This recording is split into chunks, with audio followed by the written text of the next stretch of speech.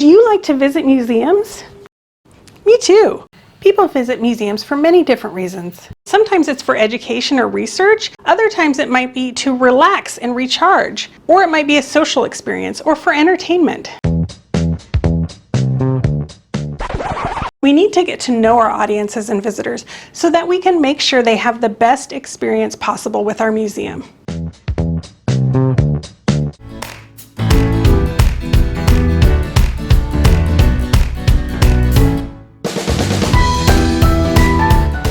Welcome, I'm Jeanette Rooney from Local History Services at the Indiana Historical Society, and I'm joined by Tamara Hammerline. So we know that people visit museums for many different reasons, but why is this important? Well, for one thing, it's essential that we don't take a one-size-fits-all approach, but instead offer a broad range of experiences for our visitors, both at our museum site and beyond. Our museums exist to serve our communities, and it's vital that we don't exist in a vacuum. We should get to know our neighbors, invite input from audiences, collaborate with other organizations, and continuously evaluate our exhibits and programs to ensure that we're welcoming to all. When people visit our museum, we must meet and exceed their needs and expectations so they have the best possible experience. This is where great visitor service comes in. One handy tool for considering our visitor's perspective is a journey map.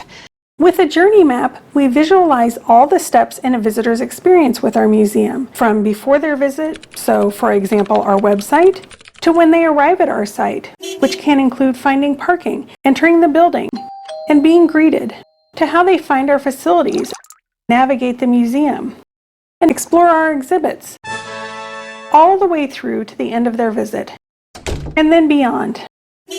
By thinking about all these steps, we can identify whether we are addressing their needs all along the way.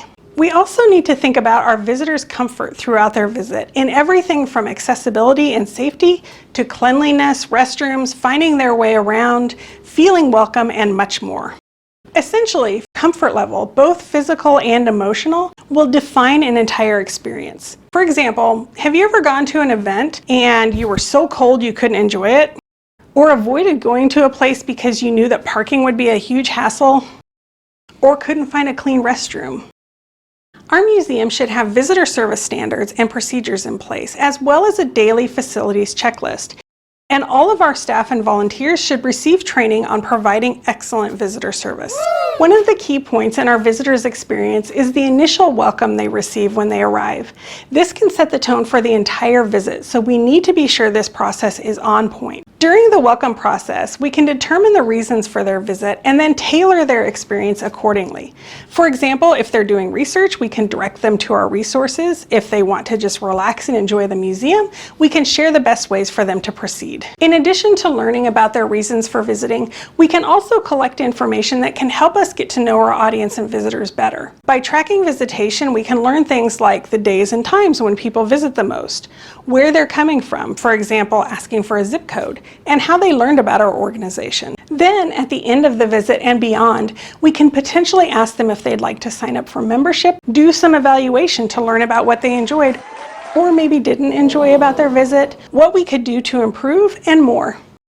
To sum up, it's important to get to know our audiences and visitors. When we learn about their needs and their experience with our museum, we can ensure that all feel welcome. Thank you for joining us today, and look for more timely tips from Local History Services.